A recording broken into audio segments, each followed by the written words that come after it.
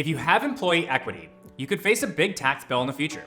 And in that case, you should do everything you can to minimize that future tax liability. But what if you could offset those future taxes while also growing your wealth? Wealthfront is here to help. We focus on maximizing your after-tax returns with a full suite of tax savings features. In this video, we'll cover exactly how those tools can save you money on taxes and grow your wealth. As always, we created this video to provide a general overview of tax and financial topics. It's always important to reach out to a tax and legal professional about matters specific to your situation. All right, let's talk about tax loss harvesting.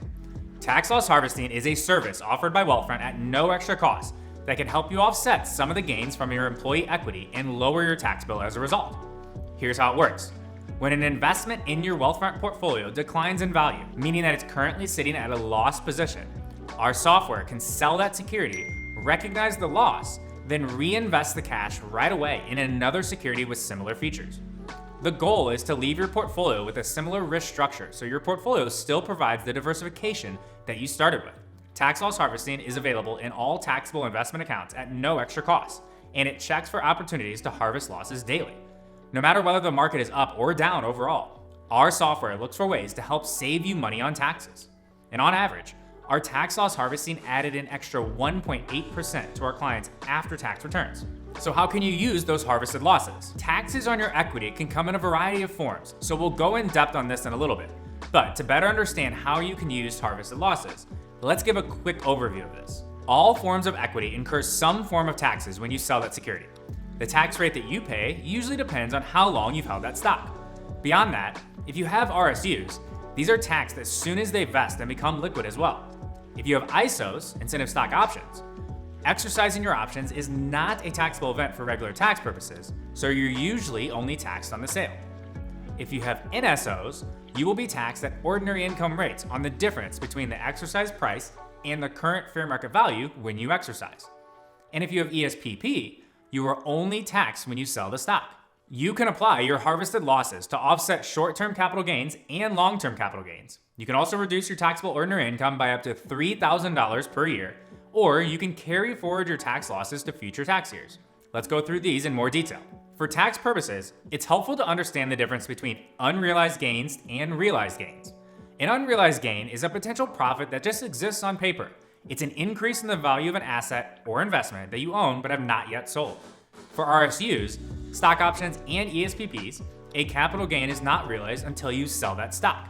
Any taxes incurred at grant or exercise date would be considered ordinary income. The unrealized gain or loss is the difference between your purchase price and the current market price. The tax you'll pay on a capital gain from an equity sale depends on how long you held the asset before selling it and potentially how long it's been since the grant or acquisition date. In general, if you hold an investment for more than a year before selling, your profit is considered a long-term capital gain and is taxed at the much lower long-term capital gains rate. For the tax year 2022, that's 15% if you file solo and make over $41,676, or file jointly and you make over $83,351. If you make over $459,751 as a single filer or $517,201 as a joint filer, your rate is 20%. Investments held for less than 1 year are taxed at the higher short-term capital gains rate, which is your marginal federal ordinary income tax rate. The ordinary income tax rates range from 10% all the way to 37%, depending on your income, so that the long-term capital gains rate is almost always more favorable to you. And when it comes to offsetting capital gains, you first have to use short-term losses to offset short-term gains, and then long-term losses to offset long-term gains. But if you have excess losses in either capital gains category, they can be applied to either type of gain.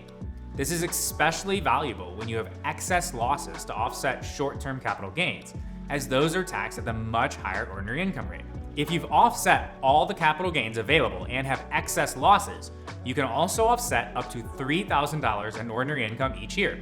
For example, if you make $100,000 and assuming a 24% federal income tax bracket and another 15% state and local income tax bracket, this would be worth $1,170 in tax benefit to you. Let's put it another way. Reducing your taxable income by $3,000 can save you $1,170 in the taxes that you owe. If you have a large tax bill from your equity, You may not even have extra losses to use, but you may have future years where this comes in handy. If you still have excess losses after offsetting all capital gains and your 3K in ordinary income, you can simply carry forward those losses for future years. The losses are set aside and available for you to use in the future. If you like this video and want to see more of our content, hit subscribe right now. We'd really appreciate it. Now, if you like the idea of tax loss harvesting, you'll love direct indexing, as this service has the potential to increase your tax savings and offset even more of your tax bill from that equity. Here's how it works. When your taxable investment account reaches $100,000, we'll buy the individual stocks that make up the largest 100 or so publicly traded US companies. So instead of only using complementary ETFs to perform tax loss harvesting, we can use the individual stocks that make up these ETFs as well. Direct indexing simply enhances tax loss harvesting because of the additional opportunities that it may have with those individual stocks. It can take advantage of daily movements in individual stocks within the top US companies, which historically have been relatively volatile. Let's take VTI for example. VTI tracks over 4,000 companies that make up the US stock market. On any given day, even if the entire US index is trading up, there may be some individual stocks trading at losses, and many of those could be in the top 100 companies that we'll buy through direct indexing. That's a lot more potential opportunities to find tax loss harvesting opportunities than if you just bought VTI on its own. Because we'll only buy the top 100 US company stocks, we'll also buy completion ETFs that track the companies outside the top 100 companies so that you're still getting proper exposure to the rest of the US market. As a result, you get a broadly diversified portfolio that could generate even more losses you could use to lower your tax bill. Next, let's take a look at what taxes you could owe depending on what kind of equity that you have. We'll talk about RSUs, ISOs, NSOs, and ESPP stock. If you have RSUs, these are taxed as soon as they vest and become liquid. In many cases, your employer will withhold some of your RSUs as payment for taxes owed at the time of vesting. You might also get the option to pay those taxes with cash in order to retain all of your vested RSUs. Either way, your RSUs will be taxed at ordinary income rates, which could be as high as 37% at the federal level, plus Social Security and Medicare taxes depending on your income. You may owe additional taxes at the state level, depending on where you live. And if you live in California, you may owe as much as 12.3% on state income taxes alone, meaning if you have such a high income in 2022 and qualify for the highest taxable income bracket at both the federal and state levels, you're looking at nearly a 50% marginal tax rate all in on your RSUs. Now for options, there are two types of stock options. There's incentive stock options, ISOs, and non-qualified stock options, NSOs. And they are treated very differently for tax purposes.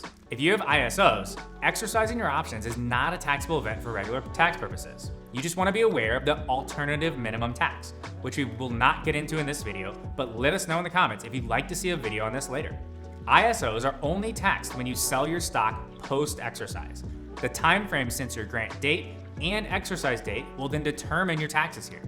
If you sell them less than 2 years after the grant date and 1 year after the exercise date, you're taxed on the difference between the exercise price and sales price at the short-term capital gains rate. If you sold the shares more than 2 years after the grant date and more than 1 year after the exercise date, you will be taxed on any increase in value over the exercise price at the long-term capital gains rate. If you have NSOs, you will be taxed at ordinary income rates on the difference between the exercise price and the current fair market value when you exercise. If you then hold the shares for over a year, any gains or losses going forward will be taxed at the lower long-term capital gains rate, which ranges from 0% to 20%. Now, if you have stock from an ESPP, you are only taxed when you sell the stock. The discount that you received, which is likely 15% on the purchase price, is taxed as ordinary income, and then the difference between the sales price and fair market value at the time of your original purchase is taxed as a capital gain. If you hold your shares for less than a year before you sell it, any gains are taxed at the short-term capital gains rate. If you hold your shares for more than a year after purchasing them and for more than 2 years after the beginning of the offering period, then any appreciation above the gain for the discount will be taxed at the long-term capital gains rate. And again, these currently top out at 20% at the federal level. So now that you understand the tax implications and the different products that Wealthfront offers to offset these, let's go through a quick demo to show you how to add these to your portfolio. So tax loss harvesting is automatically enabled for taxable accounts once you get started, which is a minimum of $500. If you want to view the results from tax loss harvesting, you'll want to navigate into your taxable investment account. You'll then click on estimated taxes saved at the top of the page. You can then break it down by all time. You can go back in individual years. You can look at this year. Let's just take a look at all time. And what you can see is estimated taxes saved is about almost $1,400 for this account. If you want to understand more about how this works, just like we talked about in the video, you'll click into the estimated taxes saved, and then we even give a breakdown at the bottom showing your long-term and short-term capital gains. We'll show you how many realized gains you have within your Wealthfront account. We'll also show you all the losses added up. Now again, you can use harvested losses to offset Wealthfront capital gains and also any other capital gains, like your equity. If you want to take a look into direct indexing, you'll go into the investment account and click on US stocks. Within US stocks, you can see that this account already has US direct indexing. You'll also see that it has a few other ETFs that round out the portfolio exposure to US stocks. So you'll click into US direct indexing. It'll give you an overview of that, and it'll explain how these are the individual stocks that make up the 100 or so largest companies in the US. Thanks so much for watching. I'm Tony from Wealthfront. Take care.